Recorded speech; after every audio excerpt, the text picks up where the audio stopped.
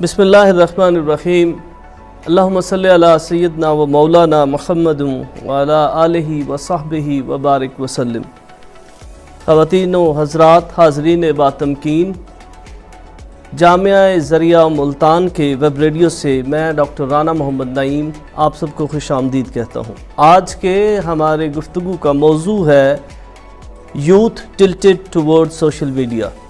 جی ہاں، آج کا یہ جو موضوع ہے اس پر ہم ایک ایسی بحث کر سکتے ہیں جس کو ہم گوگل اپ سے کنیکٹ کریں گے، اور میں یہ سمجھتا ہوں کہ آج جو نوجوانان فرزندان ملت ہیں وہ بہت زیادہ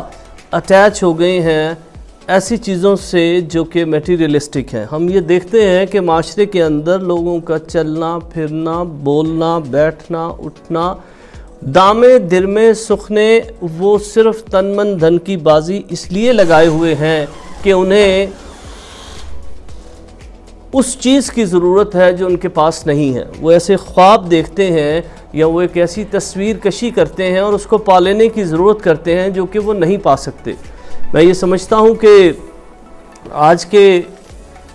اس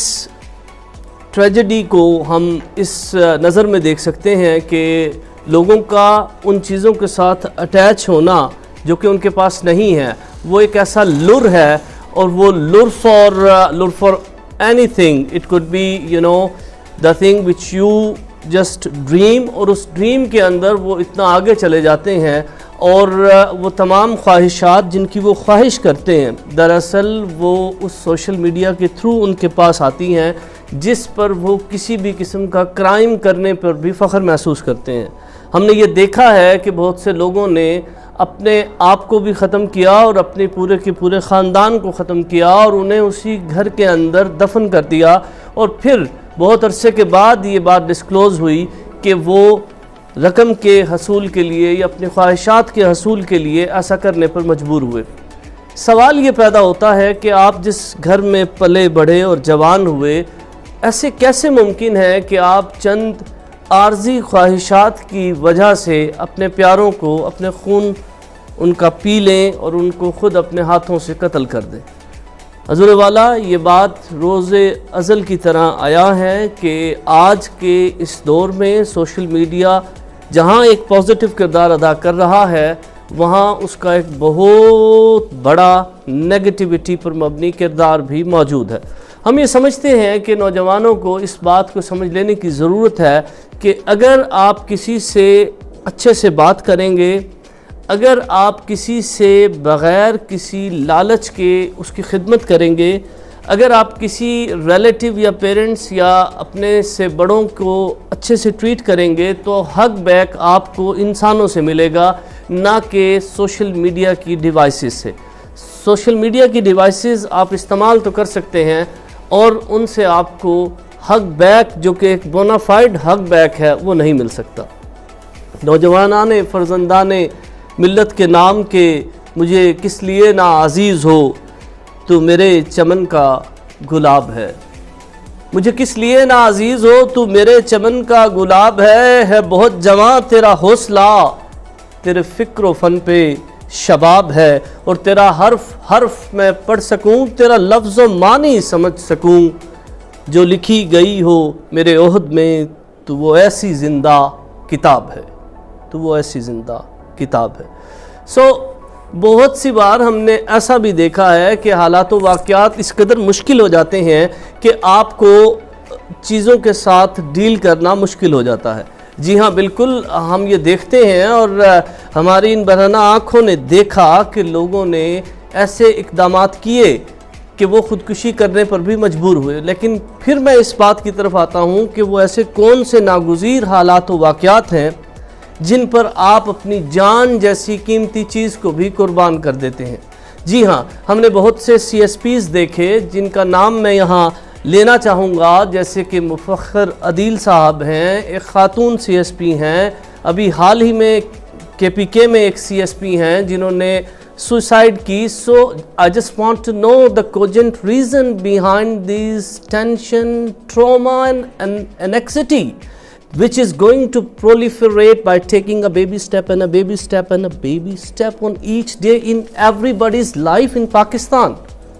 So my moot question is that کہ جو ایک سی ایس پی اپنی ایک چھوٹی سی سلطنت کا بادشاہ ہوتا ہے مگر وہ بھی خودکشی کرنے پر مجبور ہے، تو what about the Tom, Dick and Harry؟ جو ساجا گاجا اور ماجا ہے اس کے پاس تو ویسے ہی کچھ نہیں ہوتا، تو وہ کون سے ایسے حالات و واقعات ہیں کہ کتنے بڑے عہدے پر فائز کسی بھی ادارے کا ہیڈ ہانچو